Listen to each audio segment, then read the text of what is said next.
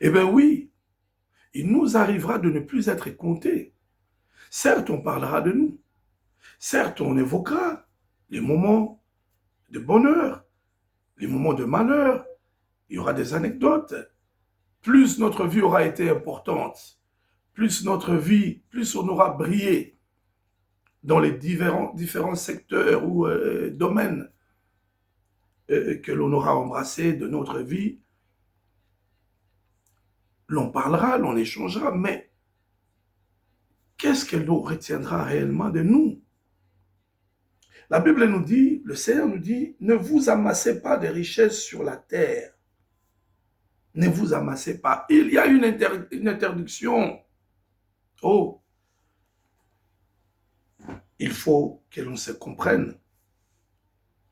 Le Seigneur ne nous demande pas de ne pas rester. Il ne nous demande pas de croiser nos bras. Il ne nous demande pas de ne pas réaliser, de ne pas travailler.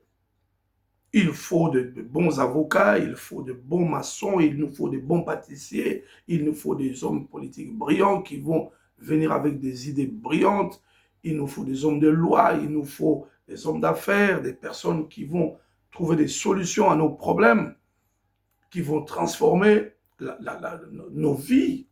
Aujourd'hui, c'est grâce, n'est-ce pas, à toute cette technologie. Et il y a des gens qui ont imaginé cela.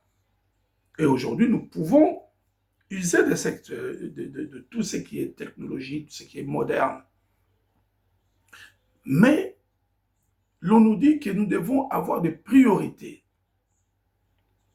Celui qui a les dons ou les capacités, je dirais, de gagner énormément d'argent, eh bien, si cet argent est gagné uniquement pour son propre ventre, ou parce qu'il a un ego, parce qu'il veut plus, toujours plus. Vous savez, il y a une chanson, je pensais à une chanson de Michael Jackson, que nous connaissons. Moi, je suis des années 70, donc ceux des années 70, 60, 80 ont connu Michael Jackson, peut-être même 90 encore, et peut-être Michael Jackson avait une chanson où le refrain, il disait Don't stop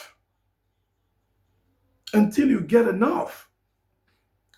Il disait continue, ne t'arrête pas tant que tu n'as pas assez.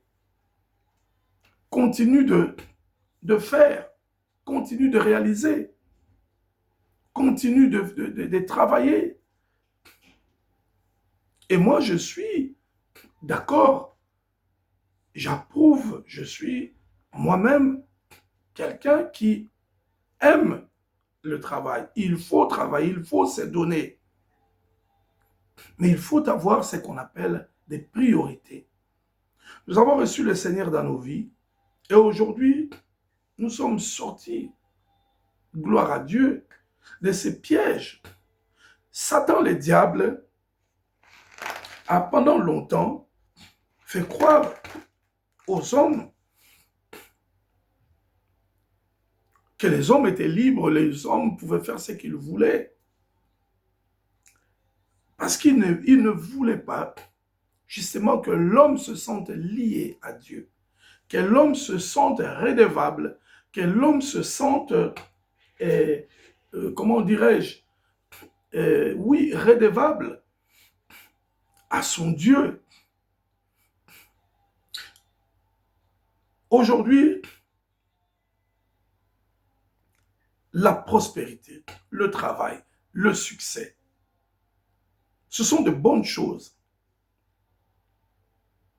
Et même quand vous gagnez de l'argent, énormément d'argent, c'est une très bonne chose. Mais pour moi, chrétien, cet argent doit être utilisé pour l'avancement du royaume des cieux. Mon succès, si je suis un avocat à succès, si je suis un homme politique, dans mes décisions, le royaume des cieux doit avoir sa part. Voilà un peu quand le Christ nous dit « Amassez-vous des trésors dans le ciel, où il n'y a ni touille, ni mythe qui ronge, n'est-ce pas? Ni cambrioleur qui perce les murs pour voler, car là où est ton trésor, là sera aussi ton cœur. Mais comment allez-vous amasser? Où allez-vous amasser? N'est-ce pas? Chaque acteur, celui qui amasse des trésors pour lui, pour la terre, il est sur cette terre. Il est acteur. Celui qui amasse pour le ciel est aussi sur cette terre. Il est aussi acteur. L'homme politique qui fait voter des lois qui font avancer le royaume des cieux, il est acteur. L'homme politique aussi qui fait voter des lois, qui se bat pour des lois qui ne sont liées que pour satisfaire les désirs de ce monde. Vous savez, notre Dieu a pour objectif de casser, de détruire les désirs de la chair, de tuer les désirs de la chair. Mais il y a d'un côté le diable avec ceux qui le servent, qui sont de son côté, qui viennent avec des actes pour réveiller justement les désirs de la chair. Vous savez, une parenthèse par rapport à l'évangile de prospérité, par exemple. Cet évangile qui aujourd'hui demande aux chrétiens